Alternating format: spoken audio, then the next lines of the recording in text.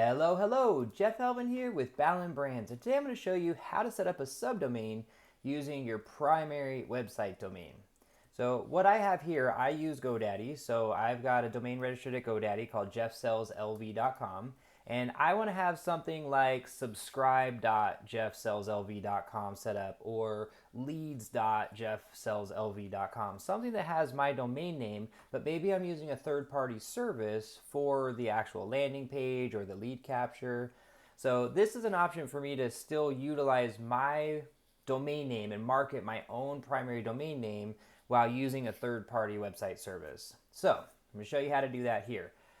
Once we're in, I went to my domain portfolio, I selected my actual domain, and then I clicked on DNS. So that's what we're managing right now is the DNS records. So the records that are managed for my particular domain name. So we're going to click here on Add New Record. We're going to choose an A record. And then where it says name is where we put what we want the subdomain to be. So in this case, I'm going to do, like I said, subscribe as an example. So I want subscribe dot, and I don't have to put the dot my domain because that's assumed. I'm already in my domain name. So, but I want subscribe.jeffsellslv.com ultimately to be what they type in to then go to where, okay? So this will be dependent on the service that you're using. Whatever service you're using, if you're using, like I said, a lead magnet service or maybe a third-party CRM, something else, landing pages, lead pages, there's different services out there.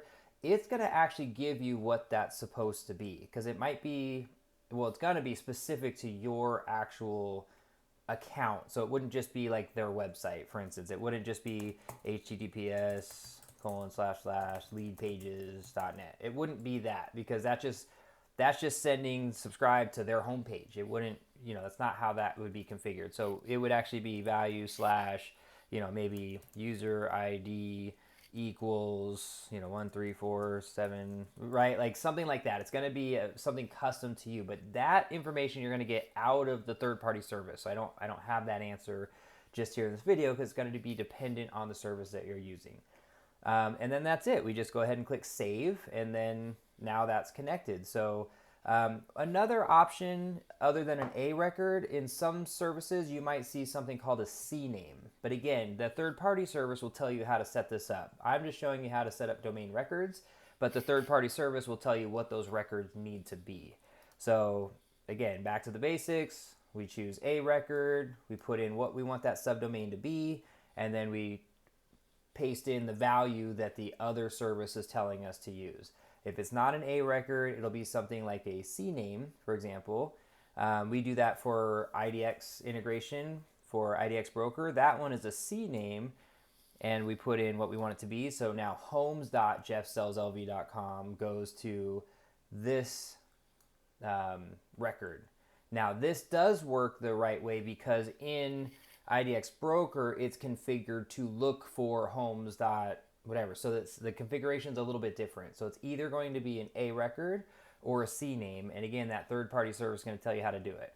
So just to recap, we go to our domains, we click on Manage DNS, we click on the DNS records, and then we just simply click the Add Record, and then we put in usually it's 3 values. We put in the 3 values that the third-party service tells us to put in. So if you have any questions on that or anything else, by all means, you can reach out to us at team@ballenbrands.com.